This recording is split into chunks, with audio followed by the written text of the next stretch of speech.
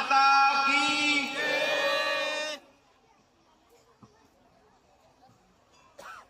यहां इस भव्य आयोजन पर मौजूद सभी अतिथिगण और आप सभी महानुभावों, मेरी माताओं, बहनों, मेरे दोस्तों, बुजुर्गों, सबको मेरा हाथ जोड़कर नमस्ते। बाप जी के आशीर्वाद से मैं अपनी बात शुरू करता हूं। इको थोड़ा कम कर दो आप इसका। देखिए, मुद्दा इतना बड़ा है और टाइम इतना कम है कि पूरी बात कह पाना एक ही दिन में संभव ही नहीं। आपने स्कूल में देखा होगा, मास्टर जी 40 मिनट की एक पीरियड लेते हैं। वो ये सोचते हैं भाई 40 मिनट के बाद बच्चों को समझ में नहीं आता। तो मैं कोशिश करूंगा कि थोड़ा जल्दी अपनी बात को खत्म करूं। आपको जब लगे कि बोर हो गए हो, हाथ खड़ा करके बोल देना कि बहुत हो गया, बोर नहीं सुना जाता, है ना। इको ज्यादा आ रहा है, इको बिल्कुल ना हो, ज्यादा बढ़िया रहेगा। तो अभी भी है।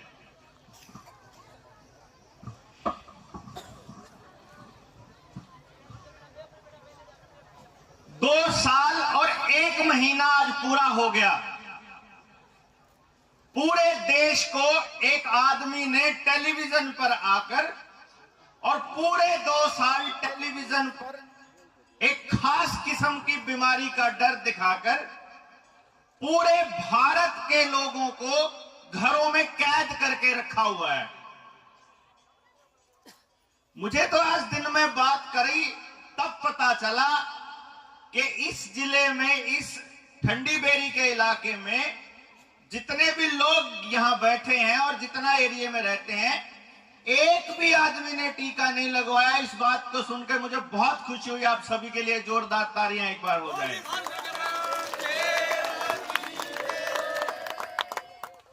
मैं ये सोचा कि यार इतने जागरूक लोग कैसे हो सकते हैं कहीं पर। हम तो सोचते थे कि यार वहां पे हम बैठे हैं चंडीगढ़ में तो हम लोगों को ज्यादा पता है। यहां आके आज दिन में पूरा दिन बात करी तो पता चला 170 साल पहले बाप जी अपनी कलम से आज का दौर लिख के चले गए और बताते हैं कि वो देवता इन स्कूलों में पढ़े लिखे नहीं थे, इन स्कूलों में नहीं पढ़े थे, वो कुदरत ने पढ़ाए थे। उनको परमात्मा ने ज्ञान दिया कि कौन आदमी है जो चाहता है कि इस दुनिया की हर चीज के ऊपर उनका राज हो। कौन है वो लोग जो ये चाहते हैं कि चाहे दुनिया जिए या मरे, चाहे आपके बच्चे किसी तरह से विकलांग हो, बीमार हो, उनका एजेंडा पास होना चाहिए।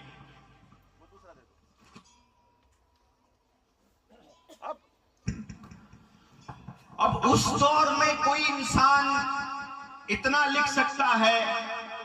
इको कम करो दोस्त, इको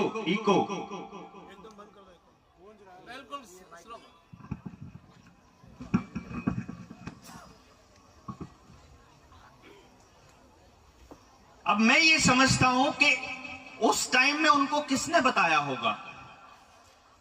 और अगर सोचिए कि अगर किसी इंसान ने 170 साल पहले आज के हालात लिख दिए थे तो ये षड्यंत्र कितना पुराना होगा।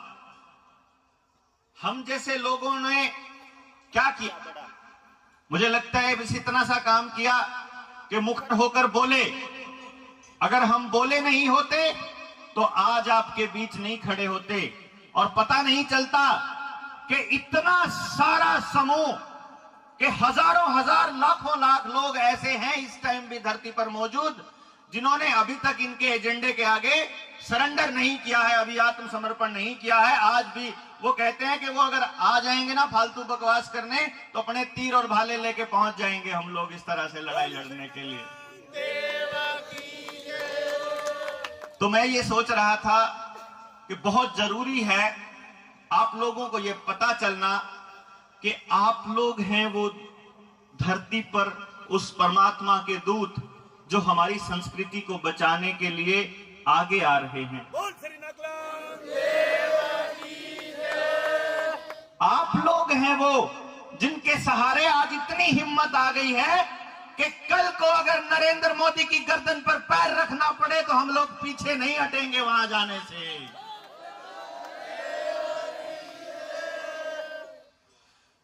और सच मानिए, मैं ये सोचता था कि भाई ये तो दोबारा लॉकडाउन लगाने की शुरुआत कर दी इन लोगों ने। कह रहे हैं कि बूस्टर लेना पड़ेगा अब इनका। ये कह रहे हैं कि अब आपके बच्चे स्कूल में नहीं जा पाएंगे, ऑफलाइन क्लास लगानी है। और हम लोग इनसे ये पूछ रहे थे कि जो 2 साल में तुमने दुकानें बंद करके और सारे काम धंधे चौपट करके जो एक एक आदमी का नुकसान किया है, उसकी भरपाई कौन करेगा? अब सोचा कि जाके प्रधानमंत्री से पूछेंगे कि बता, उन वैश्विक जो महाजन बैठे हैं वहां धरती के उस पार, जो समंदरों के उस पार, उन महाजनों के एजेंडे को चलाते हुए तुम इन दवाई कंपनियों के इस माफिया के एजेंट बनकर अपने ही देश की जनता के दुश्मन क्यों बने हुए हो? मैं सोचा कि अगर ये जाके सवाल पूछूंगा तो मेरे साथ में कितने लोग होंगे मेरे हरियाणा से। क्योंकि मेरी माताओं, मेरी बहनों, मेरे दोस्तों, आपको एक बात बताऊं, मैं इस देश का जितना भी तबका पढ़ा लिखा बोलता है अपने आप को, जितना भी तबका पैसे वाला बोलता है अपने आप को, एक नंबर का बुज़दिल और नालायक है इस टाइम धरती पर। बोलिए श्रीनगर।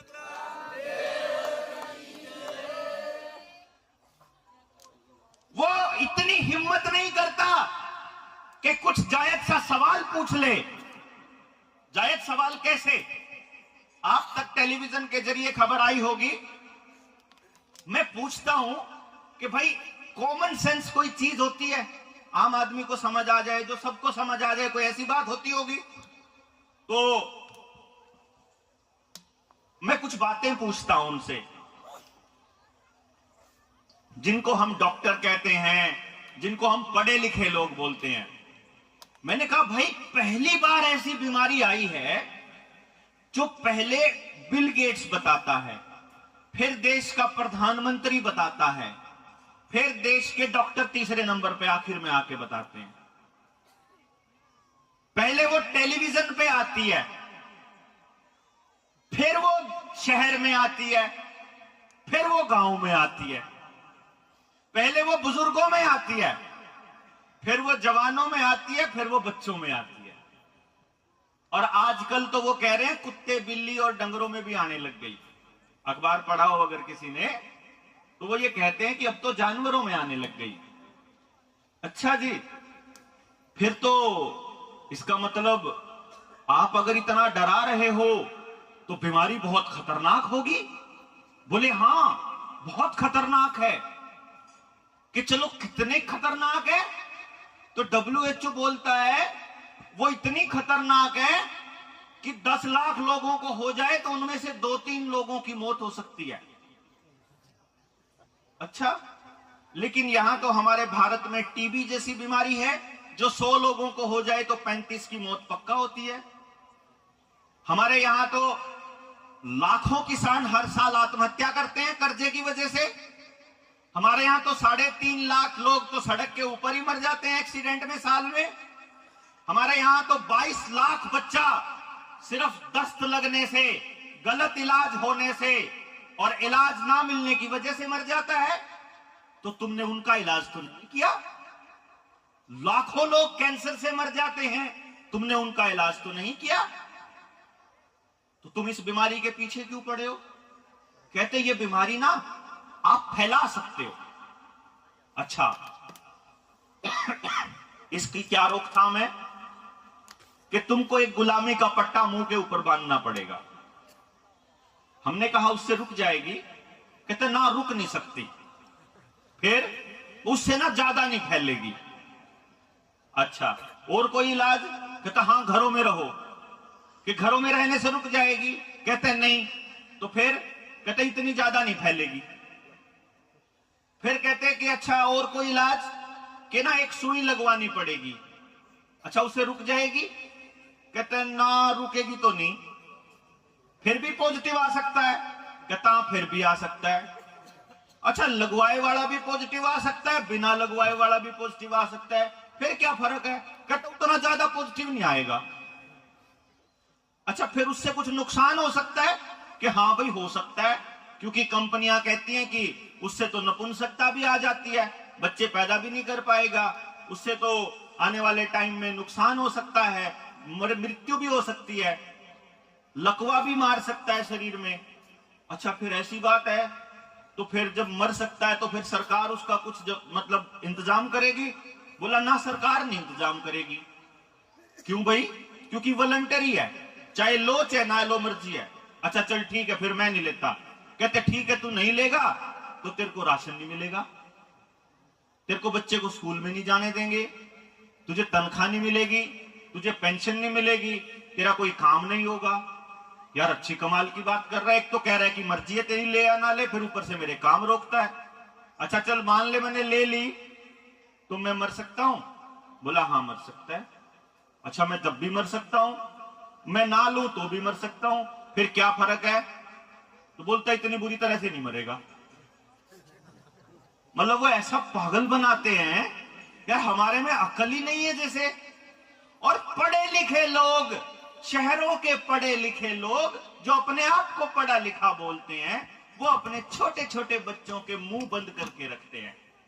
देखा इतने बेवकूफ हो गए इस देश के लोग, इतने लालची हो गए।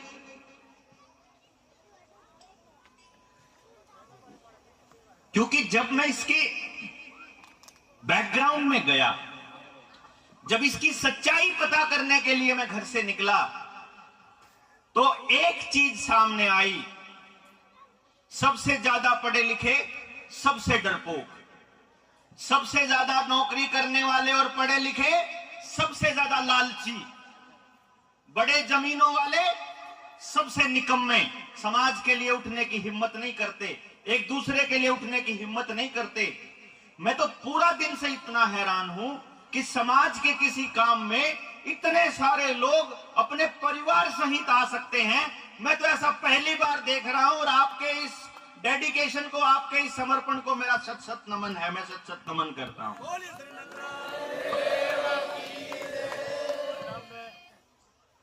झाड़ोली से सगन भाई है कोई? झाड़ोली से ऑन कर लो इसको।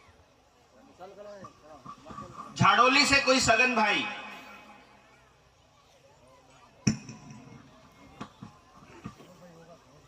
नहीं है, नहीं।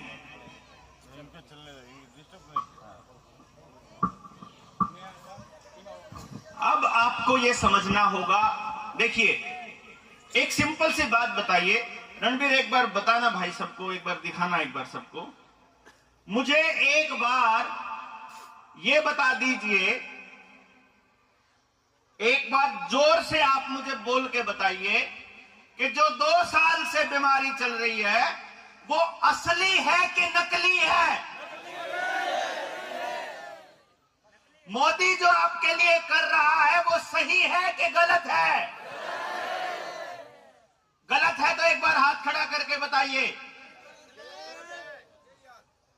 एक एक आदमी यहां सभा में बैठा हुआ, अगर पूरी दुनिया में कहीं कोई देख रहा हो तो देख लो, एक एक आदमी बता रहा है, इन लोगों को मालूम है कि आपके साथ धोखा हो रहा है, इस पूरे देश के साथ धोखा हो रहा है।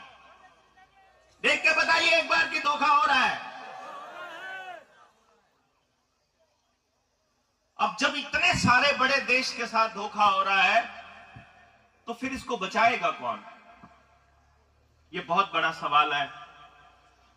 क्योंकि जब मैं इस पे बोलने लगा था तो मैं जब हिस्ट्री में गया तो मैंने देखा कि जिस भी आदमी ने अपना देश बचाने के लिए उन साहूकारों के खिलाफ, उन बड़े लोगों के खिलाफ जो ये इस धंधा जो पूरे देश की संपत्ति को काबू करने के लिए चला रखा है, जो भी आदमी इनके खिलाफ बोला, उन्होंने या तो उसको खरीद लिया या उन्होंने उसको रास्ते से हटा दिया। जॉन एफ कैनेडी राष्ट्रपति होते हुए, अमेरिका राष्ट्रपति होते हुए उसको गोली मार दी गई। हमारे देश के प्रधानमंत्री लाल बहादुर शास्त्री, उनकी मौत का आज तक पता नहीं चला। बाबा रामदेव एक बार बोला था रोथस्चाइल्ड, रॉकफेलर, बिल गेट्स वगैरह का नाम लेके, याद होगा आपको रामदेव आंदोलन, उसी दिन सलवार पहन के दौड़ लिया था।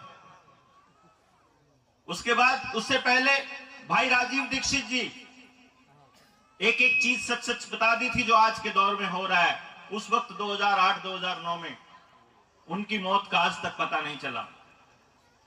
हमने सोचा हमको पता तो चल गया, अब बोलेंगे तो वो लोग रास्ते से हटाएंगे, और नहीं बोलेंगे तो अपने देश के लोगों को अपनी आंखों के सामने मरते हुए तो नहीं देख सकते भाई, तो घर से तो निकलना पड़ेगा।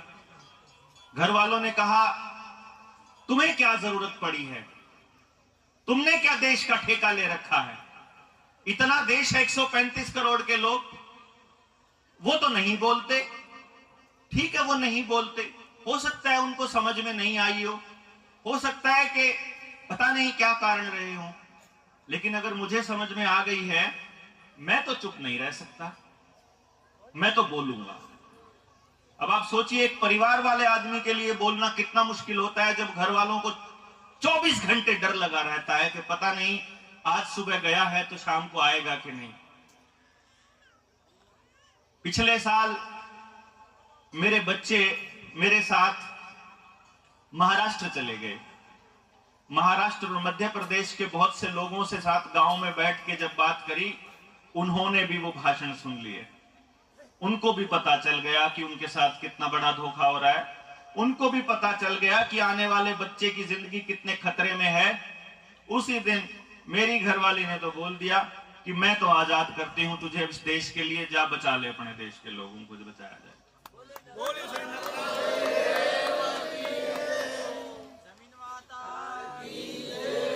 अब निकल पड़े, और उस वक्त ऐसा लगता था कि पता नहीं लोगों को समझ आएगा कि नहीं आएगा।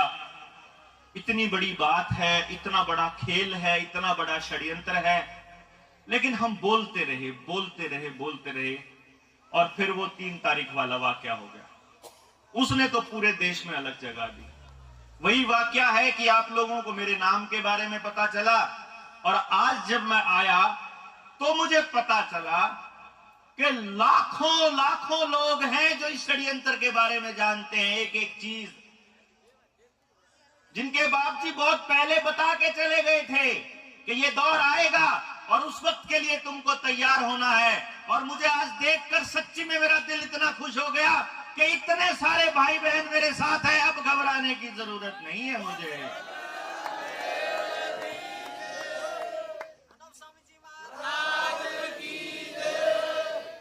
अब मुझे कोई चिंता नहीं, अब मुझे यकीन हो गया। पहले मैं डरता था यार 200, 400, 500 आदमी दिल्ली में आ जाएंगे क्या जब हम उससे सवाल पूछने चलेंगे। अब मुझे पूरा यकीन है कि लाखों लोग वहां खड़े होंगे, मेरे साथ होंगे खड़े।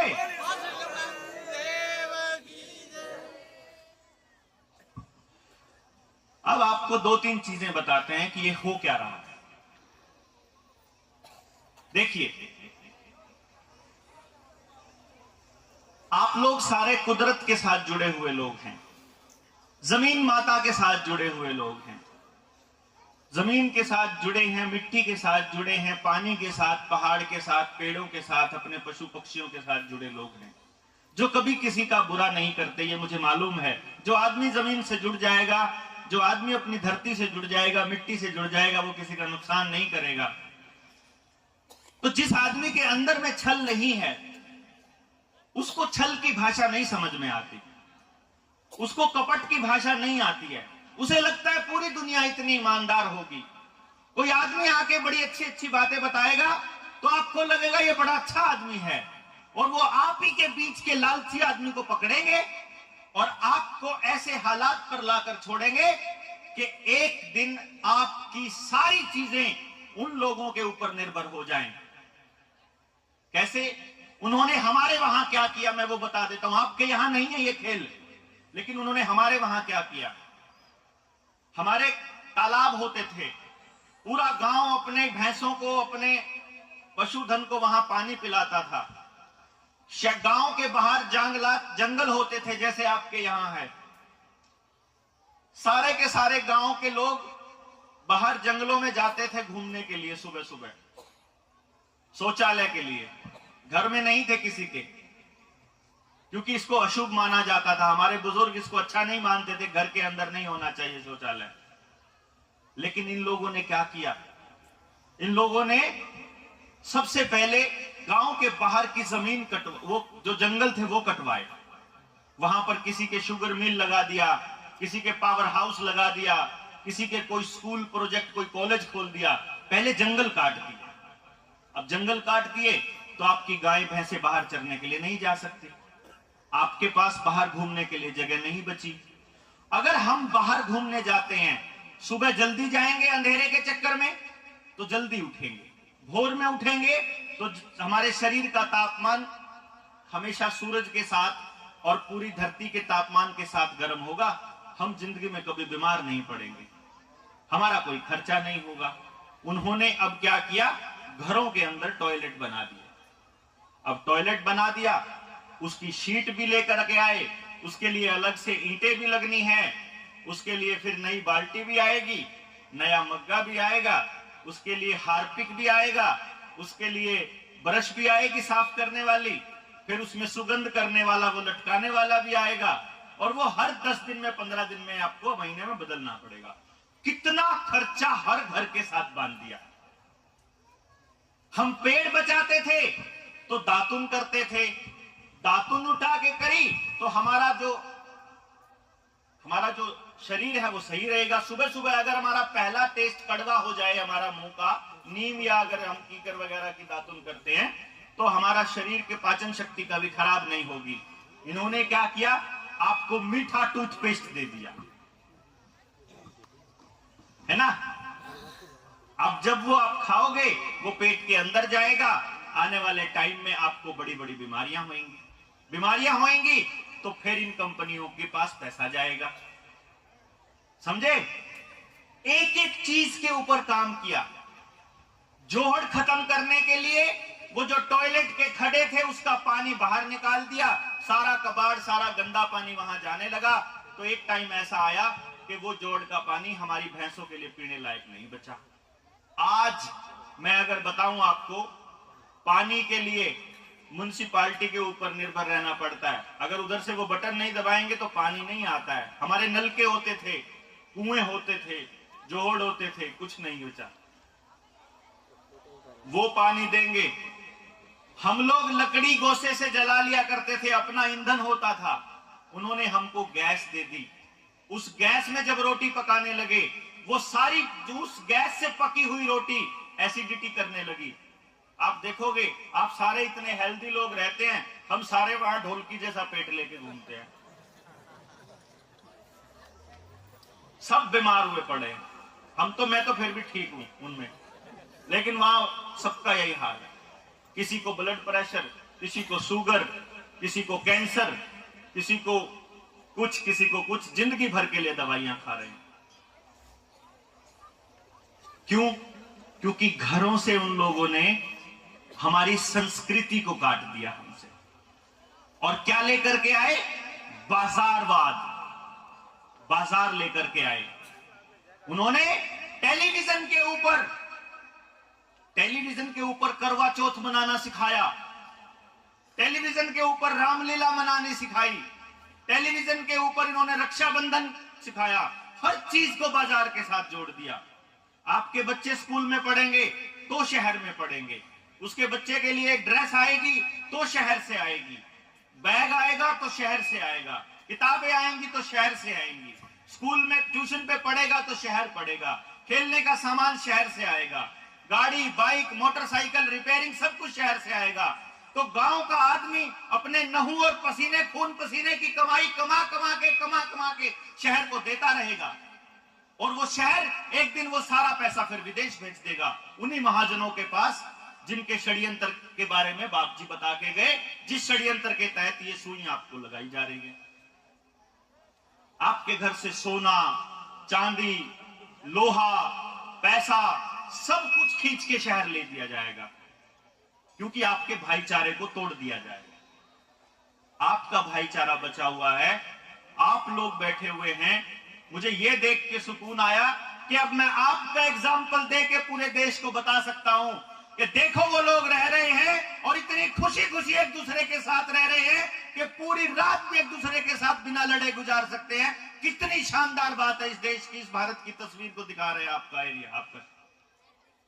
तो उन लोगों को कौन समझाए जिनके पास किसी की शादी में जाने के लिए 5 मिनट से 10 मिनट से ज्यादा का समय भी नहीं होता हमारे पास। तो आप लोग बड़े खुशकिस्मत लोग हैं। मैं आपसे एक चीज की गुजारिश करूंगा कि इस सभ्यता को टूटने मत देना। इस सभ्यता को कौन तोड़ने आएगा? बड़ी अच्छी ड्रेस पहनकर चलने वाला आदमी अच्छे अच्छे कपड़े पहनेगा, हमें लगेगा ये बाबूजी बन गया है, तो ये बहुत बढ़िया आदमी बन गया है, बड़ा आदमी बन गया, ऐसा लगेगा। मोटरसाइकिल में आएगा, बड़ी कार में आएगा, तो आपको लगेगा बहुत अच्छी चीज होगी बड़ी कार और मोटरसाइकिल। बड़ी कार और मोटरसाइकिल बिना कर्जे के पैसे 1 रुपया किसी के पास नहीं है हमारे वहां पर। हर आदमी कर्जदार है, हर आदमी। तो आपने अगर आज तक नहीं लिया है और आपने अगर अपनी आदत नहीं डाली है, तो मेरी गुजारिश मानेंगे तो मैं अपील करूंगा आपसे कि जिंदगी में कभी बैंक से कर्जा मत ले लेना गलती से। कभी भी अपनी जमीन को, अपने किसी पशुधन को, अपने सोना चांदी, अपनी किसी चीज को गिरवी रख के पैसा मत ले लेना, क्योंकि ये कर्जे का सिस्टम ही है जो आपको आने वाले टाइम में गुलाम बनाने वाला है। हम जैसे लोग जो वहां बैठे हैं दिल्ली के नजदीक, वो लोग मजबूर हैं अपने बच्चों को टीके लगवाने के लिए। क्यों? क्योंकि उनके बोलते स्कूल में नहीं घुसने देंगे।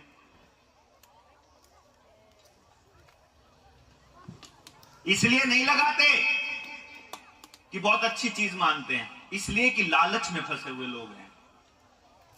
तो एक तो मैं आपसे यह गुजारिश करूंगा। दूसरी चीज, एक कल्चर बनाया हमारे वहां, एक कल्चर बनाया हमारे वहां। क्या कल्चर बना? कि नौकरी लगाएं अपने बच्चे को, नौकरी का कल्चर। अगर एक गांव में 1000 बच्चा है तो पूरे गांव में पूरे साल में 2 बच्चों की नौकरी लगती है, लेकिन पूरे 998 बच्चे बेरोजगार घूमते हैं और उनके लिए किसी सरकार के पास कोई इंतजाम नहीं है। और उन 2 बच्चों की नौकरी के चक्कर में 1000 बच्चों के मां बाप इन राजनीतिक पार्टियों के तलवे चाटते हैं। क्यों? क्योंकि उन्होंने अपने समाज को इतना मजबूत नहीं बनाया। मैं जब आज इन सभी बुजुर्गों से बात कर रहा था वहां पर दिन में, तो एक चीज निकल के आई। क्या हम ऐसा कर सकते हैं कि आपके पास जितनी जमीनें मौजूद हों, आपके पास जितना नौजवान बच्चा मौजूद हो, अगर हम बैठ करके आपको ये सिखा दें, आपको ये बता दें कि आपके बच्चे को कुदरत ने कैसा ज्ञान दिया है, उसको किस तरह का टैलेंट दिया है, तो क्या हम ऐसा सिस्टम नहीं बना सकते? क्या हम इस तरह का माहौल नहीं बना सकते कि हमारे एक एक बच्चे को समाज मिलके तैयार करे? क्या चक्कर है? इसका मुंह पर लिसाइड करो ना, इसका फेस पर लिसाइड कर दो, फिर नहीं आएगा। बस बहुत है। तो क्या हम ऐसा इंतजाम कर सकते हैं कि एक एक बच्चे को तैयार करने का काम समाज मिलके करे, और जब बच्चा बड़ा हो जाए तो अपने ही समाज को तैयार करने का काम करे? हो सकता है ऐसा इंतजाम? हो सकता है जी? हो सकता है। इसके लिए हमें जरूरत पड़ेगी नौजवान बच्चों की, चाहे वो थोड़े पढ़े लिखे हों, बहुत ज्यादा पढ़े लिखे बच्चों की जरूरत नहीं है। क्योंकि आपको जान के बड़ी खुशी होगी कि मैं पहला आदमी हूं इंडिया का जिसने इस चीज के ऊपर काम किया है कि अब हम 3 साल की उम्र के बच्चे को ये बता सकते हैं कि कुदरत ने, परमात्मा ने उस बच्चे को कैसे टैलेंट देके भेजा है। तो मान लो उसको बचपन में ही बता दिया तो हमें पता चल जाएगा वो संगीत का बच्चा है, वो कला का, फाइन आर्ट का बच्चा है, वो आपके इलेक्ट्रॉनिक का बच्चा है, टेक्नोलॉजी का बच्चा है, तो वो उन बड़ी कंपनियों पर निर्भर रहने की बजाय अपने समाज में यहीं पर मौजूद रहकर अपने समाज को खड़ा करने में आप लोगों के साथ मिलकर काम कर सकता है। क्यों जी भाई, यही तो समस्या होती है आपके सामने कि बच्चों का क्या करेंगे बड़ा करके। यही समस्या सबसे बड़ी होती है कि बच्चा पैदा हो गया, अब उनके स्कूल में पढ़ाएंगे तो बहुत महंगी पढ़ाई है, अपने गांव के स्कूल में पढ़ाई से कुछ हो नहीं रहा है, हो उस पढ़ाई से भी नहीं हो रहा है, प्राइवेट स्कूल वाली से भी। लेकिन गांव के अंदर रह के एक माँ बाप अपने बच्चे के लिए ज्यादा कुछ नहीं कर सकता, लेकिन सारा समाज मिलके, पूरा गांव मिलके, आसपास के 5-10 गांव मिलके उन सारे बच्चों के लिए जरूर कर सकते हैं। सारे जने को मिलके कुछ भी कर सकते हैं। हमारे यहां कहा जाता है गांव तो राम जैसा होया करे, गांव राम बोलते हैं हम लोग हरियाणा में, कि गांव के आगे कोई समस्या नहीं, अगर गांव मिलके खड़ा हो जाएगा उसके आगे कोई समस्या नहीं होती। फर्क सिर्फ इतना है कि गांव का आदमी भोला आदमी है, उसको ये लगता है कि जैसे कोई नया आदमी आ जाए तो वही कर दे सब कुछ। बस ये ध्यान रखिएगा, अगर कोई बाहर का आदमी मेरे जैसा आके ये कहे कि मैं आके आपके गांव के लिए कुछ करूंगा, तो ये समझ लेना वो झूठ बोल रहा है। हम नहीं करेंगे, कोई भी नहीं करेगा। आपका गांव है, आपको करना पड़ेगा, आप ही को खुद आगे आना पड़ेगा। हम तो वो टेक्नोलॉजी दे सकते हैं आपको, ट्रेनिंग दे सकते हैं आपको, बता सकते हैं कि कैसे करना है, लेकिन करना आप ही को पड़ेगा। तो इसके लिए आप लोग मिल बैठ के चर्चा करिएगा और फिर नौजवानों की टीम को ट्रेनिंग देने के लिए और आप लोगों से बात करने के लिए हम अगले महीने फिर आ जाएंगे। ठीक है ना, एक तो ये बात हो गई। अब दूसरी बात, ये जो लोग हैं जो लगे हुए हैं षड्यंत्र करने, ये क्यों कर रहे हैं आपके साथ षड्यंत्र? इनको चाहिए आप लोग, आपका शरीर भी चाहिए, आपका दिमाग भी चाहिए, आपकी खेत भी चाहिए, आपके डंगर भी चाहिए, सब कुछ चाहिए, आपका सोना भी चाहिए, आपकी चांदी और आपका लोहा भी चाहिए।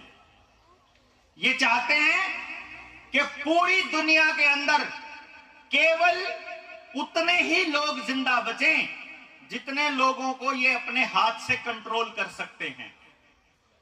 ये चाहते हैं कि जितने लोग जिंदा बचें उन लोगों की रोटी इनके हाथ में हो।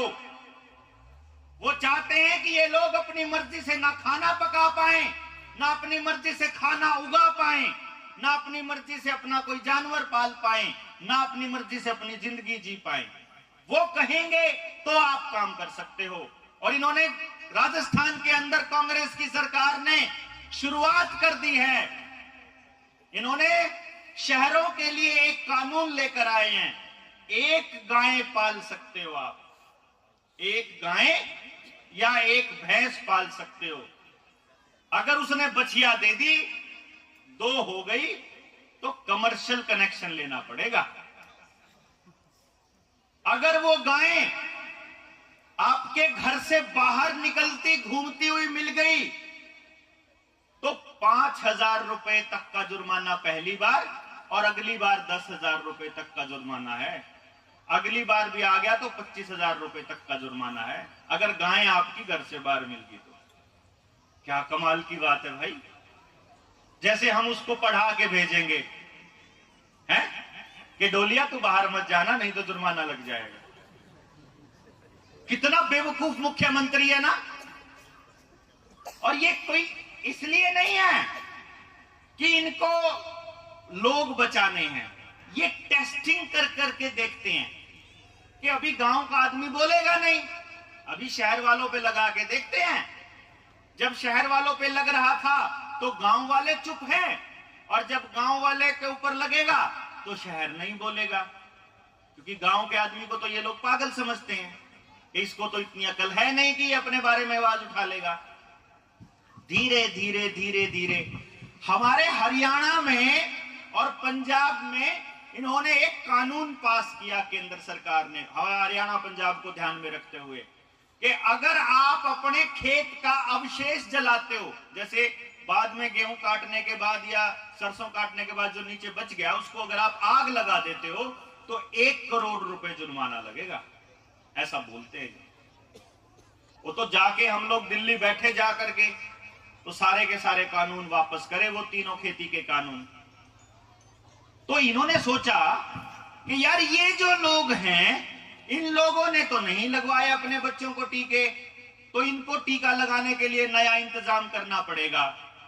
तो धीरे धीरे धीरे धीरे ये 2017 में एक कानून का ड्राफ्ट इन्होंने पब्लिक डोमेन में रख दिया। पब्लिक डोमेन का मतलब होता है कि उन्होंने वो जनता को कह दिया कि आप बताओ ये कानून ठीक है कि गलत है, आपको अपनी राय देनी है, जिसका नाम है नेशनल हेल्थ बिल 2017। आप में से किस किस ने ये कानून सुना है, बताओ? किसी ने नहीं सुना। लेकिन सरकार पता है क्या कहती है कि हमने तो 2017 से दे रखा है, 5 साल हो गए थे, सबने देख रखा है और किसी को आपत्ति नहीं है। आपको पता भी नहीं उस कानून में क्या है, पता है? जब आपको कानून ही नहीं पता तो कानून के बारे में क्या पता होगा? मैं बताता हूं।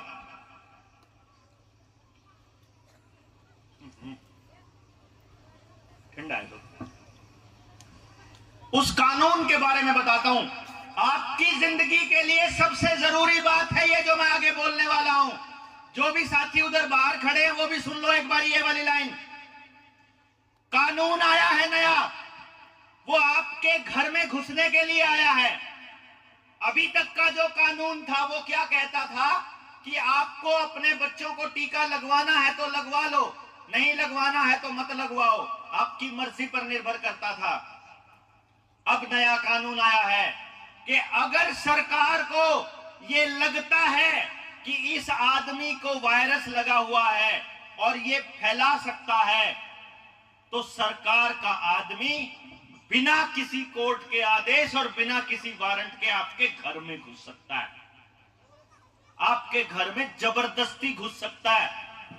वो ये कह सकता है कि ये जो तेरी बहन बेटी है इसको वायरस लगा हुआ है, इसलिए ये उठा के लेके जानी पड़ेगी और क्वारंटाइन करनी पड़ेगी। ले जाके वहां बंद कर देगा, 14 दिन के लिए बंद कर देगा, आपको बिना बताए, आपकी परमिशन के बिना। जो मर्जी टेस्ट कर सकता है, जो मर्जी टीका लगा सकता है, और अगर 14 दिन के बाद अगर उसको सबूत मिटाने हो, उन्होंने उसके साथ कुछ गलत किया हो, तो उसको मार के ये भी कह सकता है कि उसको तो जरोना हो गया था,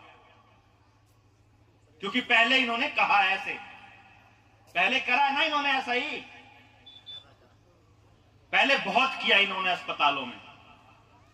उस कानून की दूसरी बात क्या कहती है कि अगर सरकार को यह लगता है कि आपके घर में रखा हुआ अनाज उसके अंदर वायरस है, तो वो उसको उठा के जला सकते हैं।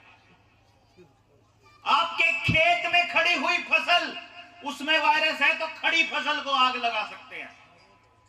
आपके कपड़ों में वायरस है, आपके घर में वायरस है, तो आपके घर के अंदर केरोसिन डाल के आग लगा सकते हैं कि बाकी दुनिया बचानी थी। ये उस कानून में लिखा हुआ है। आपको घर से बाहर निकलने पर सरकार अब रोक सकती है। पहले संविधान की मूल भावना यह कहती थी कि इस देश का नागरिक इस देश में जहां मर्जी आ जा सकता है, लेकिन इस कानून के आने के बाद आप अपनी मर्जी से अपने घर से बाहर नहीं निकल पाओगे। सरकार कहेगी तो निकल सकते हो, नहीं तो नहीं निकल सकते। ये कानून है नया नेशनल हेल्थ बिल। और कमाल की बात क्या है कि मेरे एरिया के बहुत से लोग, हमारे हरियाणा ने तो जगा दिया लोगों को, लेकिन दिल्ली का एरिया, गुड़गांव का एरिया, गाजियाबाद का एरिया, यूपी का एरिया ऐसा बुज़दिल है कि आज भी चुप बैठा हुआ है। जबकि आज उसे सड़कों पे होना चाहिए था। भाई आप लोगों की गलती नहीं है, क्योंकि आपको तो पता ही नहीं था कानून। आज पता चला है, आज से बोलना शुरू करना पड़ेगा। आपके बीच में पढ़े लिखे बच्चे होंगे आपके, उनको सोशल मीडिया पे लिखना शुरू करना पड़ेगा। जिस षड्यंत्र की मैं बात कर रहा था, वो षड्यंत्र ये है कि आपकी रोटी काबू करनी है, चाहे जो मर्जी हो जाए, आपकी रोटी काबू करनी है। रोटी काबू होने के बाद फिर आप वैसे ही नाचोगे जैसे बंदर नाचता है मदारी के डंडे के आगे। रोटी खाओगे, रोटी नहीं बचेगी तो रोटी के लिए अगर आप भूखे मर रहे हो, 4 दिन से 5 दिन से खाना नहीं खाया है, मैंने पीछे देखा है, मैंने देखा है वहां पर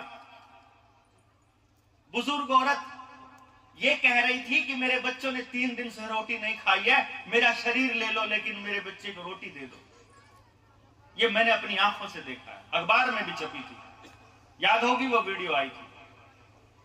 ये टाइम आएगा, वो टाइम लाने की कोशिश कर रहे हैं कि आपसे जो मर्जी करवा लें रोटी के नाम पे, क्योंकि खेत आपके रहने नहीं देंगे, सारी चीजें कर्जे पर कर देंगे।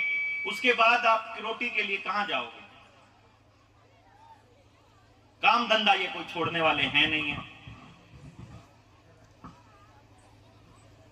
अब अगर आपकी रोटी इनके काबू में है तो आपके पास क्या बचा? पैसा। पहले हमारे पास धातु होती थी, सोना होता था, चांदी होती थी, या लोहा होता था, अपनी मतलब की चीजें उससे बना लेते थे। लोहे का कोई सामान नहीं छोड़ा इन्होंने। मैं आपकी बात नहीं कर रहा हूं, आपके यहां फिर भी बहुत सामान बचा हुआ है लोहे का। हमारे वहां तो डब्बे भी प्लास्टिक के हैं, बाल्टी भी प्लास्टिक की है, टब भी प्लास्टिक के हैं, सब कुछ प्लास्टिक का है वहां तो। और वो हर थोड़े दिनों के बाद फिर खत्म हो जाता है, फिर नया लाना पड़ता है। लोहा नहीं है हमारे वहां, हथियार नाम की कोई चीज नहीं है, तो ये लोग घुस ही सकते हैं अपने वहां तो। अब बची आपकी बात, तो ये धीरे धीरे आपकी धातु आपके घर से निकाल देंगे, रोटी आप कमा नहीं पाओगे। उसके बाद आपसे जैसा चाहेंगे, ये कहेंगे कि ये टीका ले लो, ले लिया, उसके बाद क्या क्या साइड इफेक्ट होंगे आपको भी नहीं पता, इनको भी नहीं पता। हमारे वहां तो जिसने भी ये बूटी ली है, किसी को हार्ट अटैक आ रहा है, किसी को ब्रेन हैमरेज हो रहा है, कोई चलते चलते गिर पड़ के मर रहा है, किसी को कैंसर हो रहा है, किसी को कुछ हो रहा है। यही हालत आने वाले टाइम में उन लोगों की होगी जो आज सरकारों के आगे नतमस्तक होकर चुपचाप इनकी बात मान रहे हैं। मकसद क्या है? आपकी जमीन चाहिए इनको, जमीन, किसी भी कीमत पर आपकी जमीन चाहिए। उसके लिए ये पढ़ाई के नाम पर आपके बच्चों को गांव से शहर भेजेंगे। आप खुद भेजोगे अपने बच्चों को, अपने मुंह से कहते हुए मैंने देखा है किसान को। मैंने अपने गांव में किसानों को यह कहते सुना है कि कुछ नहीं रखा खेती में, जा शहर जाके पढ़ ले, शहर जाके पढ़ ले, क्योंकि गांव को करने लायक ही कुछ छोड़ते नहीं। अब आप ही सोचिए कि खेती के नए कानून, बीमारी के नाम पे नए कानून, पुलिस के तंत्र के अंदर नए कानून, और यूएपीए और एनएसए के बारे में तो आपको बता दें तो आपके रोंगटे खड़े हो जाएंगे, आपको पता भी नहीं है। उग्रवादियों के नाम पे एक नया कानून आया है कि अगर किसी को भी, मान लो इनको यह लगता है कि देवेंद्र बल्हारा दुनिया को, लोगों को जगा रहा है और उनको बता रहा है कि तुम्हारी जिंदगी कैसे नरक बनेगी और तुमको कैसे लड़ना है, तो कल को देवेंद्र को ये आतंकी घोषित करके सीधा 3 साल के लिए जेल भेज सकते हैं बिना कोर्ट की कार्रवाई के। और ये होने वाला है। मेरे को लोग बोलते हैं, भाई तू धक्के खाता क्यों फिर रहा है? मैंने कहा देखो, या 2 रास्ते हैं, या तो इनके बताई हुई बूटी लगवा लो और तड़प तड़प के मरो, दूसरी है इनके सामने खड़े हो जाओ, लड़के मरो। तो मैंने दूसरा रास्ता चुना, आप लड़के मरेंगे, गड़ के नहीं मरेंगे, सड़ सड़ के नहीं मरेंगे।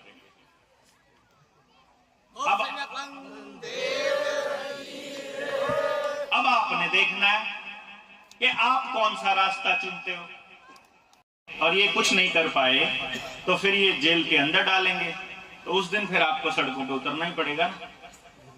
रास्ता ही नहीं है आपके पास। आपको दिल्ली आने की जरूरत नहीं है। जैसे आपने यहां डीसी का रेल बनाई थी ना, देखा था पूरी दुनिया ने कि यार सिरोही जिले में इतने बहादुर लोग हैं, तो वैसे ही बनानी है बस कि तुम लोग घर में, वो लोग घर में नहीं घुस पाएंगे, हमको कि वहां से उसको निकालो, नहीं तो तुम लोग नहीं घुसोगे। यहीं पे अपने यहीं पे करना है, सिर्फ जागते रहना है, जानकारी रखनी है कि देश दुनिया में क्या हो रहा है। बहुत ही जल्दी आप लोग बेखबर बेशक हो पूरी दुनिया से, लेकिन बहुत जल्दी इस भारत के अंदर एक बहुत बड़ी क्रांति आने वाली है। उससे पहले आप लोग अपने गांव के लिए, अपने समाज के लिए क्रांति की मशाल जला दो पहले ही। अपने बच्चों को आगे के लिए तैयार करने के लिए कार्यक्रम शुरू कर दो। एक दूसरे के साथ मिलके योजनाएं तैयार शुरू कर दो कि 100 साल बाद आप अपने बच्चों को कैसा समाज देना चाहते हो उसकी। वो लोग जो कर रहे हैं वो करते रहेंगे। हमारे इलाके में हरियाणा जाग चुका है, अब यूपी और पंजाब की बारी है, उसके बाद दिल्ली के लिए कूच करेंगे हम लोग। हिसाब मांगेंगे 2 साल का कि जो देश को बर्बाद किया है उसका हिसाब दो, जो बच्चों की पढ़ाई खराब करी है उसका हिसाब दो। बहुत अच्छा मौका मिला है ये। अगर ये दौर नहीं आता तो मुझे आप जैसे योद्धाओं के दर्शन करने का मौका नहीं मिलता। ये दौर नहीं आता तो हम आपसे कभी नहीं मिल पाते। हम अपनी दुनिया में मशगूल थे, आप अपनी दुनिया में मशगूल थे, और कभी ये समझ में भी नहीं आता कि ये जो पैसा कमा रहे हैं, ये जो धरती बना रहे हैं, ये जो दौलत कमा रहे हैं, ये ना उसका बाप लेके गया, ना तू लेके जाएगा, ना मैं लेके जाऊंगा, कोई नहीं लेके जाएगा। एक ही चीज साथ जाएगी कि जब जिंदा थे तब जिंदा नजर आए कि नहीं आए, जब जिंदा थे तब अपने समाज के लिए क्या किया। जो आप करोगे वो आपके साथ जाएगा और कुछ आपके साथ नहीं जाएगा। तो एक चीज आपको समझनी है कि अगर ये नया नेशनल हेल्थ बिल आ जाता है तो क्या आप लोग अपने बच्चों को टीका लगवाने वाले हैं? नहीं लगवाने वाले हैं। एक रास्ता है। मुझे एक बच्चा बोल रहा था फोन करके, बच्चा नहीं मतलब एक पेरेंट था, एक पापा था बच्चे का, बोला जी मेरी बेटी को टीका लगाने की बात बोल रही है मैडम। मैंने कहा लगवा ले भाई। बोला नहीं जी लगवाना तो नहीं है क्योंकि ये खतरनाक है। मैंने कहा फिर मत लगवा। बोला नहीं तो मैडम कह रही है पेपर नहीं देने देगी। मैं कहा फिर लगवा ले। नहीं सर खतरनाक। अरे तो भाई डिसाइड कर लेना, तेरे को तेरी बेटी की जिंदगी चाहिए कि पेपर चाहिए? तेरी बेटी ठीक नहीं रहेगी तो पेपर की डिग्री को सिर पे धर के नाचेगा, क्या करेगा उस डिग्री का? परिवार ठीक रहना बहुत जरूरी है। तो जरूरी नहीं है कि सरकार जो आदेश पारित करेगी उसको चुपचाप मानना है। एक बात ध्यान रखिएगा, जनता सरकार मोर्चा का एक थीम है, एक मूवमेंट है कि जनता मालिक है इस देश की। जनता, जो डीसी है, जो एमएलए है, जो सांसद है, जो मुख्यमंत्री और जो प्रधानमंत्री हैं, वो हमारे टैक्स के पैसे से तनख्वाह लेते हैं, हमारे टैक्स के पैसे से उनकी गाड़ियां आती हैं, उनके बंगलों के खर्चे निकलते हैं, और हमारी वोट की ताकत है जिसकी वजह से उनको दस्तखत में ताकत मिलती है। इसलिए वो नौकर हैं और हम मालिक हैं, तो मालिक बताएगा कि उनको क्या करना है। ये थीम है जनता सरकार मोर्चा का। हसन जी महाराज की। इसलिए इस देश के एक एक नागरिक को इतना जागरूक करना मकसद है कि आप लोगों को यह मालूम होना चाहिए कि अगर आप लोग इकट्ठे होकर अपने गांव से ग्राम सभा के नाम पर एक पर्ची पर लिखकर भेज दें कि उपायुक्त महोदय इस गांव में मीटिंग हुई थी और इस गांव के लोग ये आदेश पारित करते हैं कि तुम लोग ये निर्णय लोगे, तो उनको मानना पड़ेगा।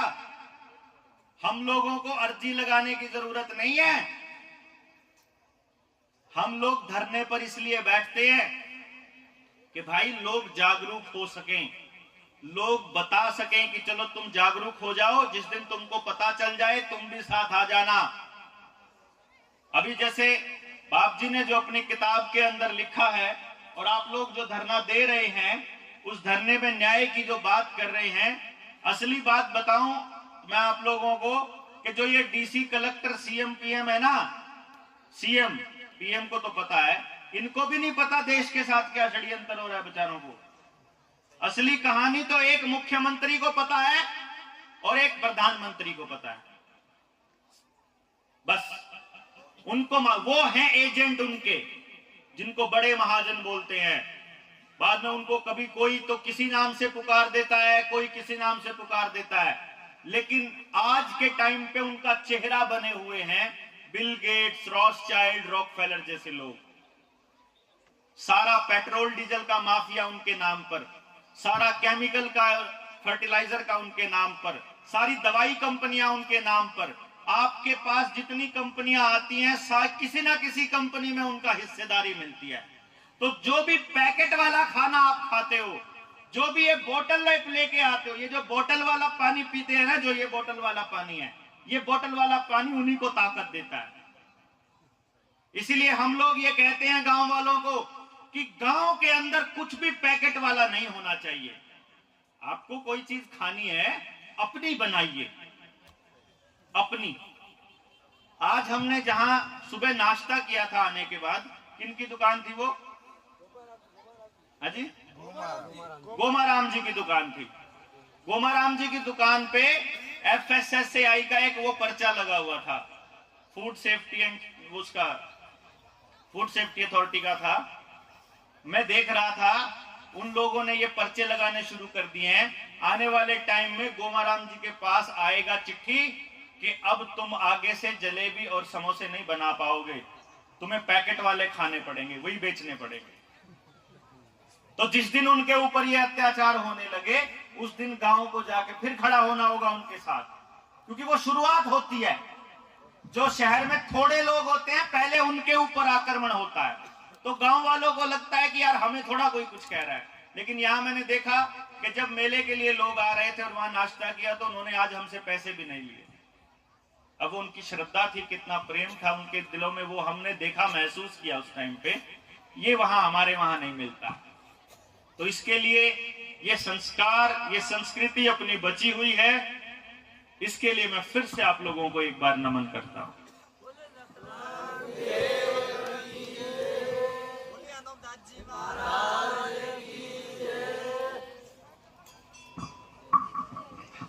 अब आपको षड्यंत्र समझ में आया, आपके साथ क्या हो रहा है?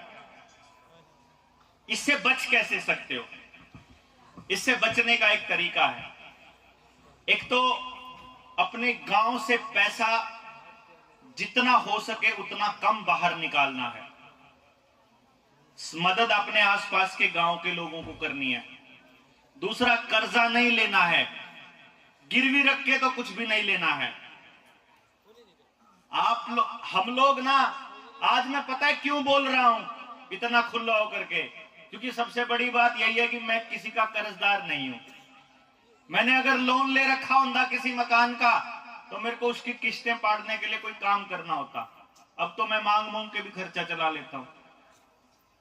लेकिन अगर मैंने बहुत सारा खर्चा कर रखा होता तो मेरा फिर काम नहीं चलना था, तो मुझे फिर सरकार के आगे सरेंडर करना पड़ता। समझते हैं? इसलिए लोन नहीं लेना है। दूसरा, बैंकों में अगर किसी के पास पैसा पड़ा हो तो अपना पैसा ले आओ वापस, क्योंकि बैंक डूबने वाले हैं। अगले 5-6 महीने में बैंक डूबने वाले हैं। डिजिटल करेंसी आएगी, ये लोग लेकर के आएंगे। आपको काबू करने के लिए ये कहेंगे मोबाइल से चलाओ जितना चला सकते हो, कैश हाथ में। आपने देखा होगा ना, आपके गांव के आसपास कोई ना कोई कंप्यूटर सेंटर बना दिया इन्होंने कि आपके बैंकिंग के काम वहां पे होंगे। आपको आधार कार्ड देना पड़ेगा वहां पर। वो जो खेल है वो इसी के लिए चल रहा है। कि आप बैंक में जाना बंद कर दो और फिर एक दिन बैंक डूब जाए, लेकिन वो कहे कि आपको पैसा निकलेगा तो जरूर। हाँ, आपके 2 लाख रुपए पड़े हैं, आपको मिलेंगे तो जरूर। पहले एक बार टीके का सर्टिफिकेट बनवा के ला। टीका लाएगा तो पैसे निकलेंगे, नहीं तो बंद रहेगा। लेकिन अगर आपके हाथ में आपका पैसा है फिर जरूरत नहीं है। सरकारी महकमा लेना बंद कर देगा, कोई बात नहीं, आपस में लेन देन रखना है, सही काम ही तो चलाना है, और क्या करना है हमने। पहले भी तो चलते थे, पहले हमारे चांदी के सिक्के चलते थे, सोने के सिक्के चलते थे, लेन देन हमारा सोने चांदी में होता था। अब था तो करते थे, अब कर्जदार बनाते गए, धीरे धीरे हमारा वो लेते चले गए, अब वो सारा उनके पास जमा है। आज हम तांबे के बर्तनों में रह गए, आज पीतल भी नहीं छोड़ा इन लोगों ने हमारे पास। बहुत लंबा खेल खेला है, बहुत लंबा खेल, आप सोच भी नहीं सकते। पूरे समाज को बर्बाद करने के लिए पिछले 50 साल का खेल तो मैं समझ रहा हूं। और बाप जी ने तो 170 साल पहले, मेरा तो दिमाग तब से यही कर रहा है कि यार बंदा इतने साल पहले कैसे लिख गया, कैसे लिख गया, इनको इतना नॉलेज था उस टाइम पे। चलो हमने तो रिसर्च कर ली, इनके पास कौन सी रिसर्च थी भाई, लेकिन इनको पूरा पता था। वही बात आप बोल रहे थे वहां पर बैठे बैठे, वही बात मैं अपने भाषणों में बोलता हूं। तो इसलिए मैं तो ये मान के चलता हूं, तो आप लोगों को तो पता ही होगा कि क्या खेल चल रहा है। क्योंकि जिनके पास ऐसे ऐसे योद्धा रहे हों, जिनके पूर्वज, उनको नहीं चिंता किसी चीज की, लेकिन चिंता इस बात की जरूर है कि क्या आप इस संस्कृति को बचा पाओगे, ये चिंता है। आपको ये बचाना आपकी जिम्मेदारी है, अगली पीढ़ियों को बताना इसकी जिम्मेदारी है। और आपकी अगली पीढ़ियों को बर्बाद करने के लिए 2 चीज आपके हाथ में दे रखी है, एक टेलीविजन का रिमोट और एक मोबाइल फोन। ये 2 आपके बच्चों को बर्बाद कर रही है। अगर ये 2 चीज आप घर से निकाल पाए तो अगली पीढ़ी को बचा लोगे, नहीं तो आप तो बचा लोगे, अगली पीढ़ी अपने हाथ से सत्यानाश करेगी। क्योंकि आपका बच्चा जिसके हाथ में वो मोबाइल है, पूरा दिन उसमें बंदूक चलाता है, पूरा दिन बंदूक चलाता है। या फिर आपके पास गेम तो खेलते होंगे बच्चों मोबाइल पे, आपके गेम कैसे आते हैं, ये वाला टास्क पूरा करोगे तो पावर मिलेगी, ये वाला टास्क करोगे तो ये आगे जाने का मौका मिलेगा, ऐसा मिलता है ना। या फिर 3 पत्ती मिलेगी। जुए वाले खेल भी है ना आज के टाइम पे। तो आजकल तो जो हमारे अभिनेता हैं, जो नेता बने हुए हैं, वो लोग उसकी मशहूरी करते हैं। कैसे बचाओगे अपने बच्चों को? उससे बचाने का एक ही रास्ता है, टेलीविजन को उठा के संदूक में बंद कर दो और मोबाइल को उठा के पैक करके डब्बे में रख दो। नहीं चाहिए इंटरनेट। बोल दो सरकारों को, तुम्हारा इंटरनेट हमारे बच्चों की बर्बादी कर रहा है, हमें अपने बच्चे बर्बाद नहीं करने हैं। बता दो एक भी अच्छी चीज होती हो तो। आपके बच्चों को बिगाड़ रहा है मोबाइल। पहले जिस पूरे गांव के अंदर बहू बेटियों को हम अपनी बहन कहते थे, भी पूरे गांव की लड़कियां शादी होती है, आज इस मोबाइल की वीडियो कॉल ने कितना कल्चर खराब कर दिया है। किया है कि नहीं किया है? आपके सामने है। तो अगर ये चीज हमारे गांव से निकल जाएगी तो बच जाएंगे हम। हमें क्या लगता है ये कोई तरक्की का रास्ता नहीं है। तरक्की होती, हम तरक्की उसको मानते जब हमारे देश के लोग खुश होते। तरक्की हम उसको मानते जब अगली पीढ़ी के लिए नए नए रास्ते बने होते। अगली पीढ़ी के लिए मोबाइल के अलावा कोई रास्ता नहीं है, एक ही रास्ता बचा है मोबाइल के अलावा, और वो है नशा। सरकार खुद नशा दे रही है अपने बच्चों को। जो बच्चे मोबाइल की गिरफ्त से बच जाएंगे उनके लिए चरस, गांजा, अफीम और पता नहीं नए नए टाइप के नशे, हीरोइन, सरकार के आदमी खुद तस्करी करवाते हैं। आपके यहां भी होगा खूब। बिना पुलिस वालों की मर्जी के नशा नहीं बिक सकता, कुछ भी नहीं होता। तो प्रशासन मिलकर ये काम करवा रहा है आपके लिए।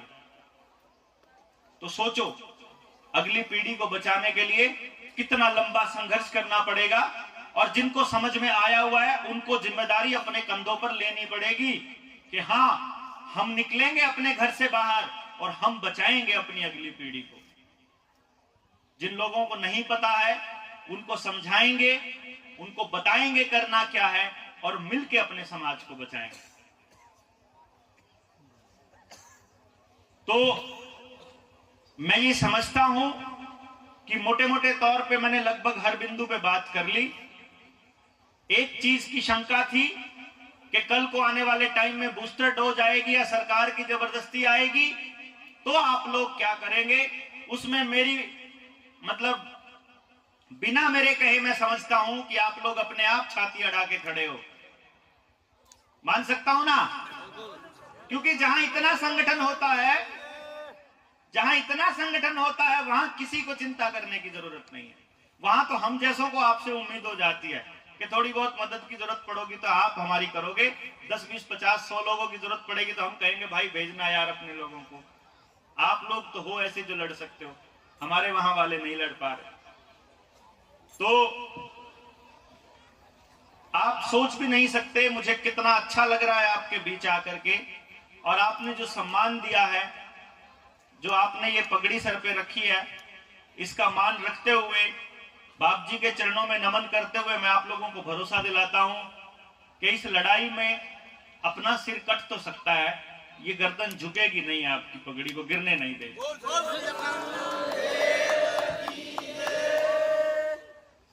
तो मैं इस उम्मीद में रहूंगा कि जब हमें जरूरत पड़ेगी तो आप साथ होंगे, और जब आप लोग आवाज लगाएंगे तो हम आपके बीच में आएंगे जब आप कहोगे।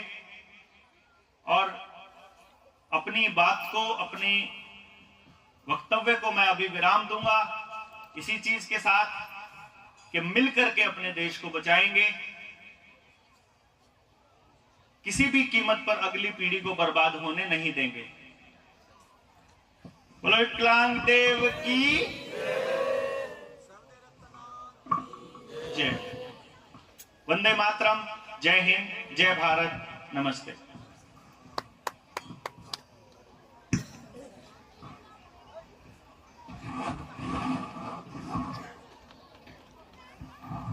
अपने बीच में डॉक्टर देवेंद्र